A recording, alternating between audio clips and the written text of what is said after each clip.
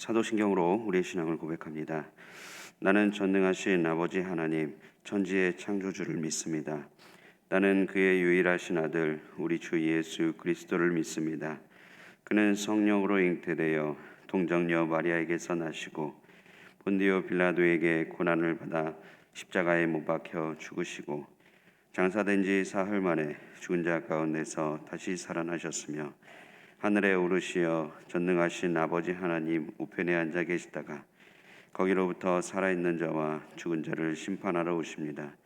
나는 성령을 믿으며 거룩한 공교회와 성도의 교제와 죄를 용서받는 것과 몸의 부활과 영생을 믿습니다. 아멘. 우리 찬송가 546장 찬양하겠습니다. 찬송가 546장입니다.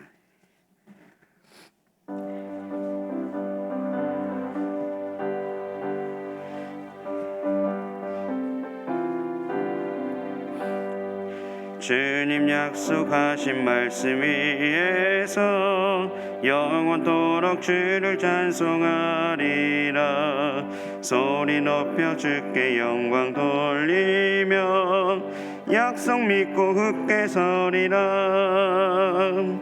굳게 서리 영원하신 말씀 위에 굳게 서리. 굳게 서리 그 말씀 위에 굳게 서리라. 주님 약속하신 말씀 위에서 세상 염려 내게 엄습할 때에 용감하게 힘써 싸워 이기며 약속 믿고 굳게 서리라. 굳게 서리 영원하신 말씀 위에 굳게 서리. 굳게 서리 그 말씀 위에 굳게 서리라. 주님 약속하신 말씀 위에서 영원하신 주의 사랑 힘입고 성령으로 힘써 싸워 이기며 약속 믿고 굳게 서리라. 굳게 서리 영원하신 말씀 위에 굳게 서리. 굳게 서리 그 말씀 위에 굳게 서리라. 주님 약속하신 말씀 위에서 성령 인도하는 대로 행하며 주님 품에 항상 안식 얻으며 약속 믿고 굳게 서리라. 굳게 서리 영원하신 말씀 위에 굳게 서리. 굳게 서리 그 말씀 위에 굳게 서리라. 아멘. 하나님 말씀 보겠습니다. 오늘 우리에게 주신 하나님 말씀 누가복음 1장 57절에서 66절까지 말씀입니다. 성경 말씀 누가복음 1장 57절에서 66절까지의 말씀.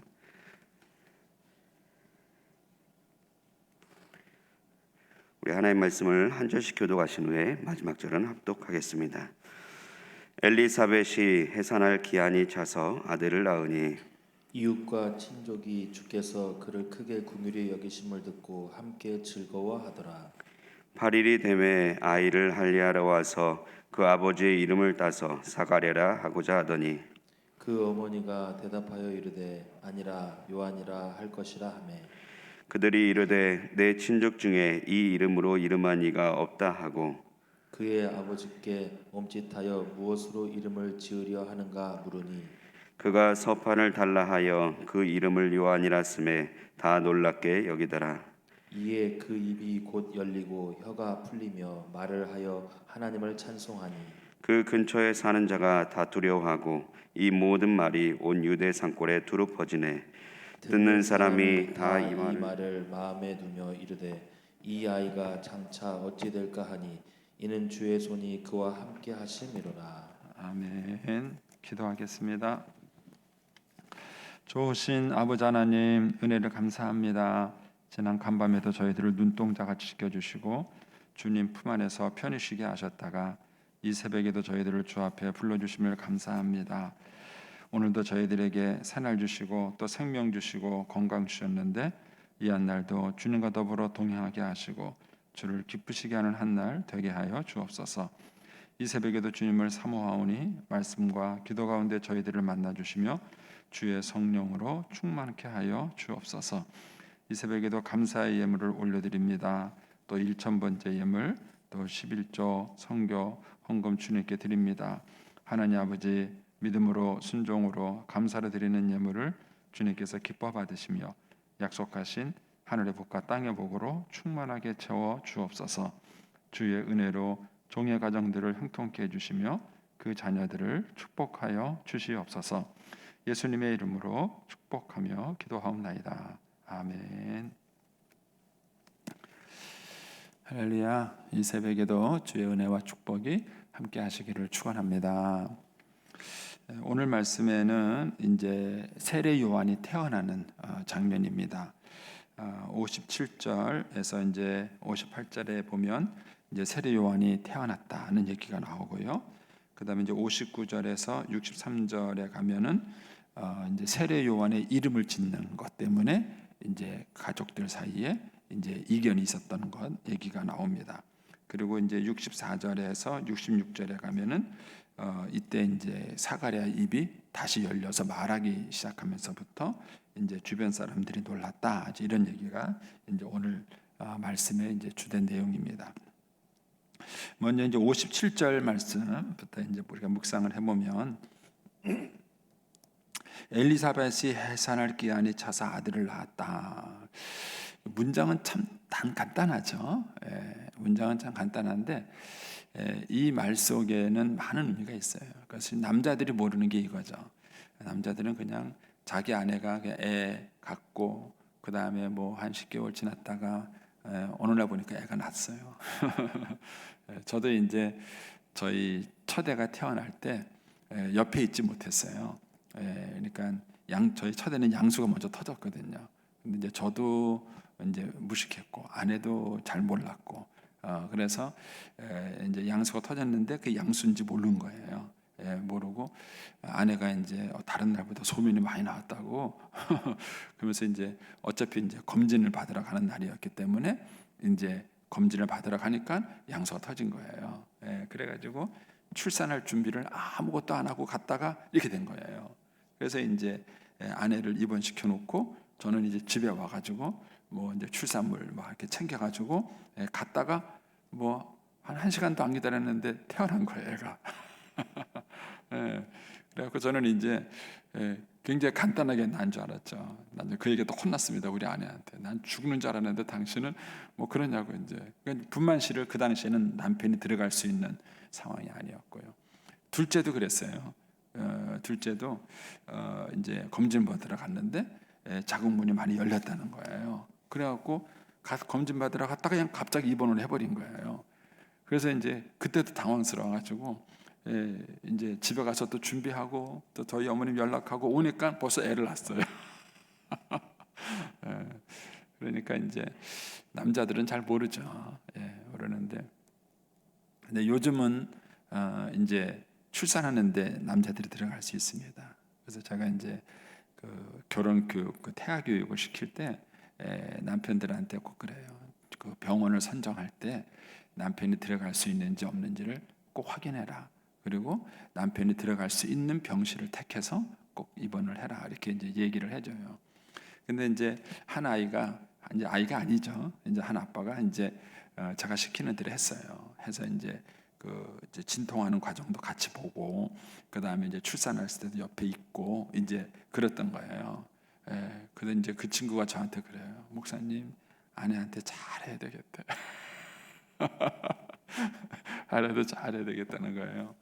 그래서 옆에서 이제 애 낳는 장면을 자기가 이제 보고 나니까 자기가 이제 굉장히 그 아내한테 미안하다는 마음이 들고 수고했다는 마음이 드는 거죠. 이 57절 말씀을 우리는 간단하게 읽어요.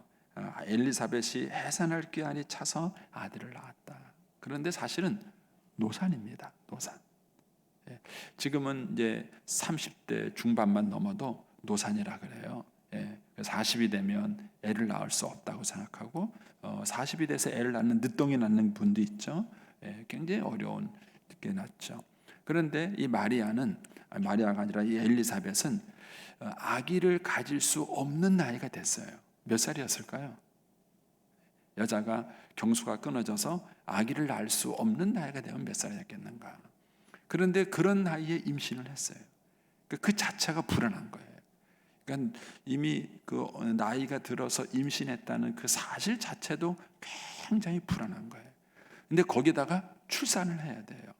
그리고 지금처럼 무슨 의학 기술이 뛰어나가지고 초음파로 미리 찍어서 애가 거꾸로 섰는지 바로 섰는지 뭐 이런 것도 확인하고 뭐 탯줄을 감았는지 감지 않았는지 이런 것도 확인하고 뭐 급하면은 제왕절개를 할 수 있고 뭐 이런 식의 의료 기술이 잘 발달된 시대라면은 문제가 안 되겠죠.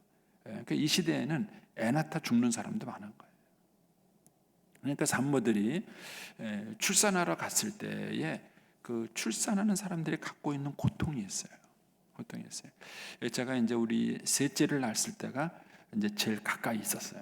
아내가 이제 분만실 바로 옆에까지 제가 있다가 이제 분만실에는 거기도 들어갈 수 있는 구조가 아니라서 이제 아내가 따라 혼자 들어갔는데 저희 막내는 그 옆에서 이제 대기하고 진통을 하고 있는데도 엄마 배를 걷어차더라고요.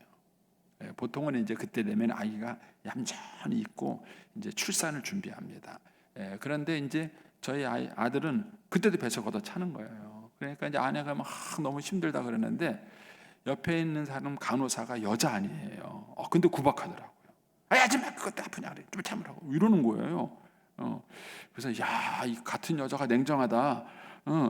아니 여자가 좀 같이 그 동병상련이 돼가지고 막 걱정을 해줘야 되는데 막 구박을 하는 거야 아내한테. 아줌마 이거 혼자 엄살한다는 식으로. 그러고 아니라고 애가 막 걷어찬다고 막 그러니까는 그럴 리가 없다는 거예요. 자기들은 학교에서 배운 지식만 갖고 말하는 거죠. 아이가 태어날 때가 되면은 이제 움직이지 않는다는 것을 배운 교과서대로만 보니까 그런 거예요. 그러니까 아내 말을 안 믿더라고요. 그들만은 이제 아내가 자꾸 얘기를 하니까 청진기를 갖고 와서 배에다가 대보더라고요. 그들이 진짜네? 그때가 산서 얘기가 진짜네? 그러는 거예요. 제가 이제 그걸 옆에서 지켜보면서 같은 여자도 소용없다 내가. 그러니까는 같은 여자들끼리라도 좀 이렇게 동병상련이 돼가지고 이렇게 해주면 얼마나 좋아요. 저는 이제 요즘은 이제 뭐 코로나 때문에 거의 그런 경우가 없지만은 이제 병원에 갔을 때 이제 수술하시는 분을 만나서 기도하러 갔을 때 제가 제일 안타까운 게 그 마취실에 목사가 들어가지 못하게 해요. 이해는 돼요. 왜냐면은 그 이제 무균 이제 수술하는 그것 때문에 이제 그 수술실이잖아요. 그 입구에서 딱 끊어요. 딱 끊고 들어갑니다.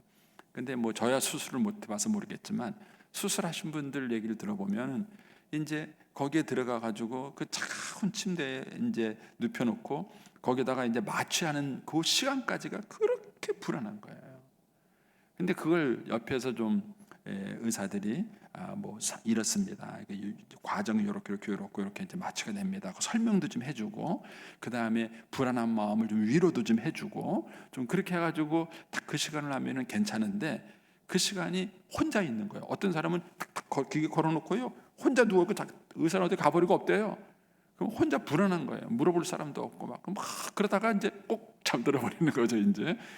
그리고 이제 수술실 들어가는데 저는 이제 의사 선생님들을 만나면은 꼭 그 얘기를 해줘요.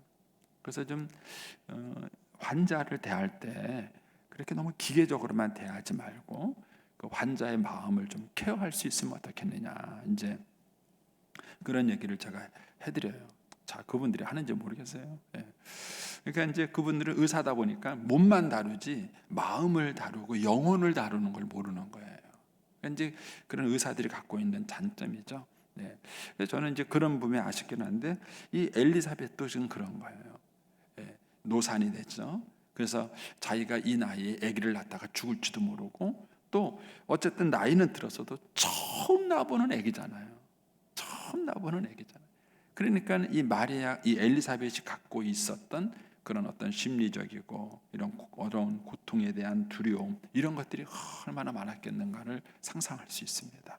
그런데 이 엘리사벳이 이런 그 출산의 고통을 어떻게 이겼을까? 저는 이제 그것을 이제 두 가지로 생각을 하는 거예요. 하나는 뭐냐면은 하나님의 약속에 의해서 임신이 된 거예요. 나중에 여러분들이 이사야 66장 9절을 찾아보세요. 집에 가서. 그러면은 무슨 말이 나오냐면은 임신케 하신 분이, 아기를 갖게 하신 분이 하나님이시니 그 하나님께서 해산케 하지 않겠느냐는 말씀이 있어요. 그러니까는 저는 이제 그 출산하러 가는 이제 애기 엄마한테 그 말씀을 꼭 읽어줘요. 읽어주고, 지금까지 당신을 임신하고 지켜오신 분이 하나님이시니까 해산할 때도 하나님이 도와주실 것이다. 이제 이런 얘기를 해주는데, 그러니까는 그 엘리사벳이 일단은 약속에 의해서 이 세례 요한을 임신했기 때문에 출산에 대한 두려움도 이 하나님의 약속을 믿고 의지할 수 있는 거예요. 무엇보다도 우리가 이제 어제 묵상한 것처럼 이 엘리사벳이 마리아와 3개월 동안 같이 하는 그 시간 동안에 무슨 얘기를 나눴을까 생각을 해보셨어요? 그 시간 동안에 아마 서로 신비한 경험들을 얘기했을 거예요. 내가 어느 날 저녁에 집에 들어갔는데 천사가 나타나가지고 천사가 나한테 이렇게 얘기했고, 그러냐, 나는 뭐 하면서 그들이 신앙생활하면서 가지고 있었던 신비한 은혜의 경험들을 그들이 나누었을 거예요. 그것이 이 순간 엘리사벳이 여러 가지 많은 두려움과 불안을 극복하고 출산을 할 수 있는, 그래서 건강하게 출산할 수 있는 그 밑바탕이 되는 거예요. 이것이 성도의 교제입니다. 우리가 신앙생활하면서 교회가 왜 필요한가? 구역 예배가 왜 필요한가? 기관 모임이 왜 필요하고 거기에서 왜 이런 모임을 나누는가 하는 거예요. 여러분들이 어제도 말씀을 드렸지만 개인적으로 천사를 만나고 음성을 듣는 그 신앙생활만 해가지고는 여러분의 신앙생활이 온전한 하나님의 위로를 받을 수 없어요. 그런데 같은 믿음의 성도들끼리 서로 얘기를 나누고 대화하고 교제하고 기도 제목을 나누고 중보 기도해주고 하는 이 과정에서 하나님이 주시는 위로가 있는 거예요. 그 코이노니아를 통해서 주시는 하나님의 축복이 있는 것입니다. 이런 것들이 있었기 때문에 이 엘리사벳이 이 노산에도 출산하는데 두려움이 없었고 이런 것들을 담대하게 극복할 수 있는 것이 되는 것입니다. 그래서 거기에 보면은 58절에 가면은요, 이 엘리사벳이 태어나고 난 다음에 이웃과 친척이 몰려온 거예요. 그리고 주께서 그를 크게 긍휼히 여기셨다. 이 크게라는 말 속에는 많은 의미가 포함된 거예요. 일단은 네가 자녀를 낳을 수 없었는데 이 나이에 네가 자녀를 임신한 것도 축복이고, 거기다가 딸이 아닌 아들을 낳은 것도 축복이고 죄송합니다. 이 당시에는 어쨌든 그랬잖아요. 딸이 아닌 아들을 낳은 게 축복이고, 더구나 네가 이 나이에 이 노산에 네가 애를 낳는데 이렇게 건강하게 애를 출산할 수 있던 게 이게 축복이고, 그러니까 이 크게 기뻐했다는 이 말 속에는 많은 의미가 함축되어 있는 거예요. 그러니까 이 엘리사벳이 아기를 낳는 이 과정을 보고 엄청난 그 사람들이 와서 이제 막 축복해주고 축하해주고, 저는 이제 이 장면을 묵상하면서 뭐가 떠올랐냐면은 욥이 떠오르는 거예요. 욥이. 욥기 42장 11절에 가면은 이런 말씀이 있어요. 이에 그의 모든 형제와 자매와 이전에 알던 이들이 다 와서 그의 집에서 그와 함께 음식을 먹고 여호와께서 그에게 내리신 모든 재앙에 관하여 그를 위하여 슬퍼하며 위로하고, 이런 말씀이 있어요. 그러니까는 이게 사실은 욥기 앞부분에 나왔어야 되는 건데 욥이 고난 당할 때 이 사람들은 주변에 없었어요. 그런데 하나님이 욥을 회복시키고 나니까 그때서야 사람들이 온 거예요. 와가지고는 와 축하한다고 잘 됐다고 막 그때서 위로를 해주는 거예요.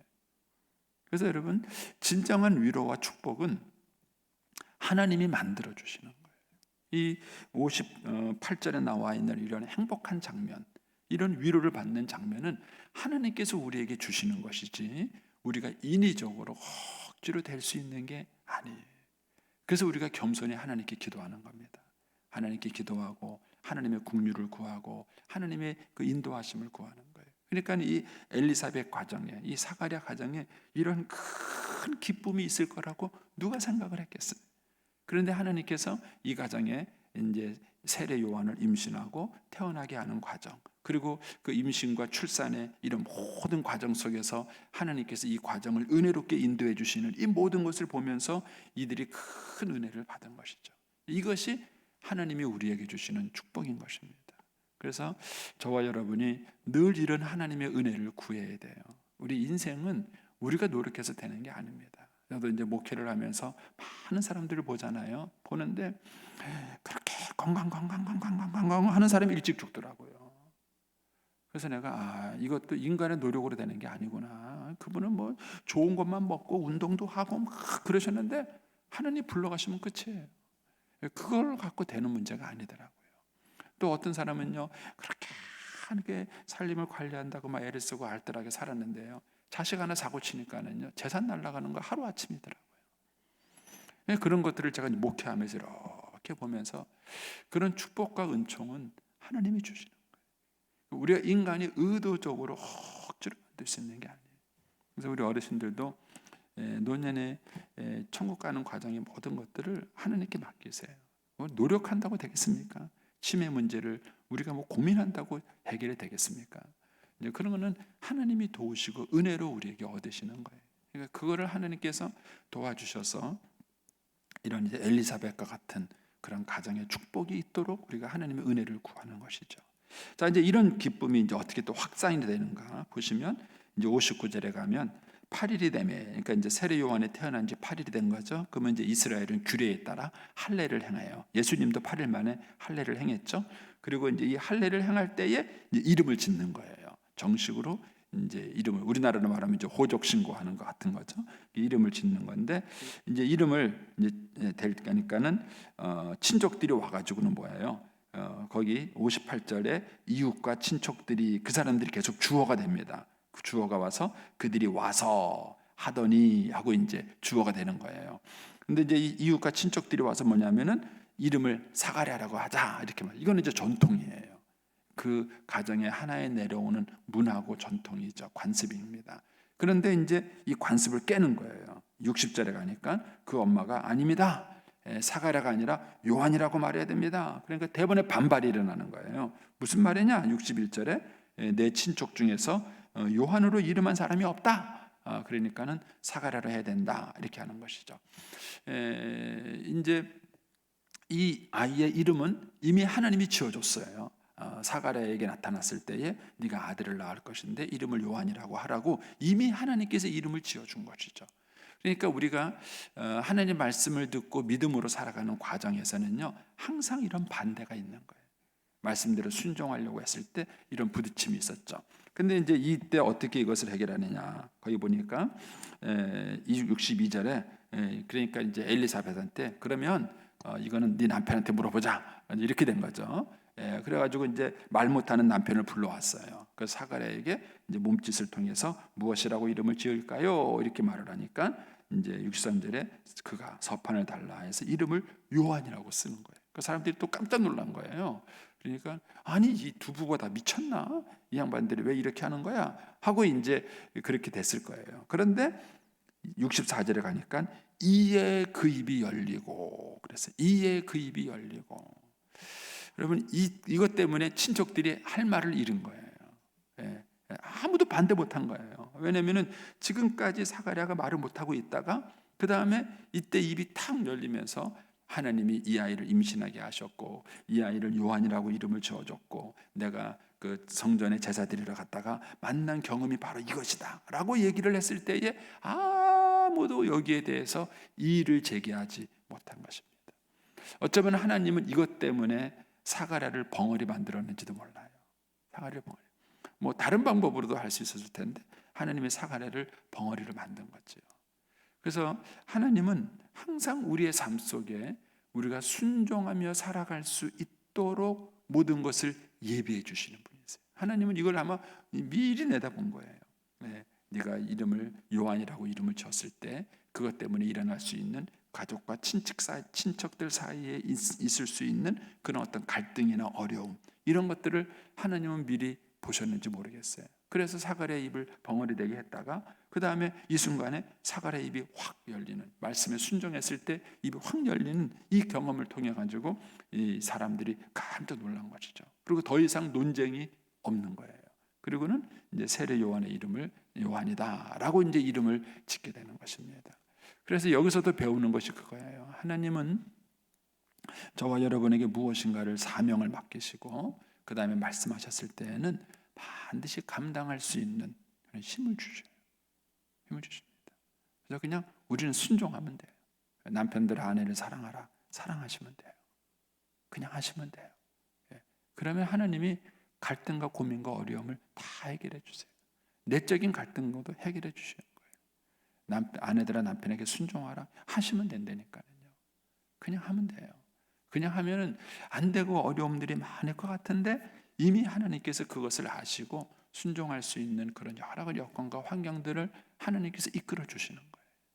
그래서 하나님은 이 세례 요한의 부부에게 사가랴 부부에게 너희가 이제 아이를 가질 것이고 낳을 것이고 이 아이가 하나님의 일을 할 것이라는 이 모든 얘기를 하셨을 때에는 이 부부에게 이미 그 모든 것들을 감당할 수 있는 축복과 은혜를 주셨다는 것입니다. 무엇보다 이 사가랴가 말을 못하다가 말을 하게 된 것이 큰 축복이 되는 것이 뭐냐면은 64절 다시 한번 보세요. 이에 그 입이 곧 열리고, 그러니까 이제 사가랴가 순종하는 순간 입이 열린 것이죠. 이에 그 입이 곧 열리고 혀가 풀리며 말을 하여 하나님을 찬송하는 거예요. 정말 놀라운 경험이죠. 그러니까는 65절에 그 근처에 사는 자가 다 두려워하고 그 다음에 이 모든 말이 온 유대 산골에 뭐라고요? 다 퍼졌어요. 다 퍼졌어요. 그러면서 듣는 사람들이 다 이 말을 어디에 두었다? 마음에 두었어요. 마음에 두면서 야, 대체 이 아이가 어떻게 될까 하는 얘기가 있었던 거예요. 자, 그러면은 세례 요한이 크면서 이 얘기를 들었을까요? 예? 이 온 동네에서 아이고 얘가 걔가 엘리사벳 아구나 얘가 아이고 네 엄마가 야 너 낳느라고 얼마나 야 그때 네 아버지가 말을 못했었는데 네 이름을 짓고 난 다음에 확 말을 했다면 이게 하나의 그 동네의 레파토리가 되고 그 이야기가 됐을 거예요. 그래가지고 어렸을 때부터 세례 요한은 이 이야기를 들은 거예요. 그리고 이 이야기가 언제까지 들렸느냐? 누가까지 들린 거예요. 그래서 누가복음 1장에 보면은 누가가 데오빌로에게 있을 때 자기도 이 일에 대해서 다 근원부터 조사하여 살폈다. 그랬는데 그 근원부터 조사하여 살피는 과정에 이 스토리를 들은 거예요. 이 사가랴 부부가 세례 요한을 갖게 된 이야기를 들은 거예요. 그 얘기를 듣고 정리했기 때문에 오늘 누가복음에다가 그 내용을 기록해가지고 여러분과 저도 이 이야기를 알 수 있게끔 된 거예요. 그러니까 세례 요한은 이 이야기를 알았을까요? 몰랐을까요? 당연히 알죠. 우리도 알았는데 왜 세례 요한이 몰라겠어요? 그러니까 세례 요한은 어렸을 때부터 이런 이야기를 들었을 때 여러분들이 이런 이야기를 들으면 어떤 느낌이 들겠어요? 야야야 니네 아버지가 술 처먹고 와가지고 난 게 너야. 그런 얘기 꼭 해야 되겠습니까? 여러분 우리가 아이들을 임신하고 출산하고 태어났을 때에 그 아이의 히스토리가 있어요.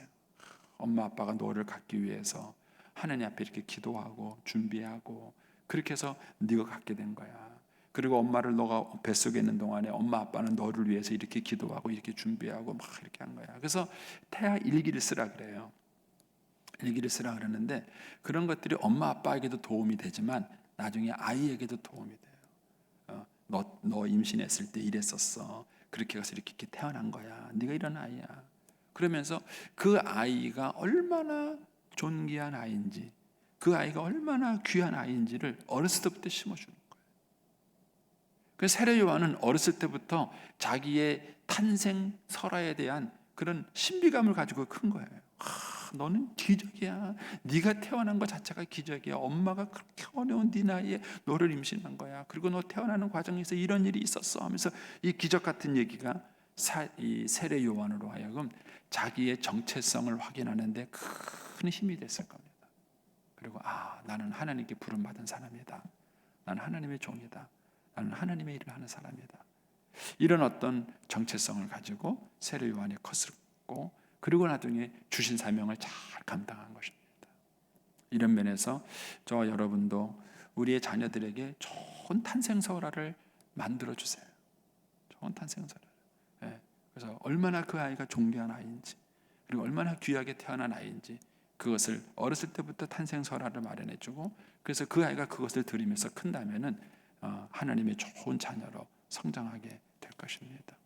자, 오늘 아침에도 이런 부분들을 잘 묵상하시고 이 하나님이 얼마나 놀라운 하나님인가 오늘도 그 하나님과 동행하는 한 날이 되기를 축복합니다. 기도하겠습니다.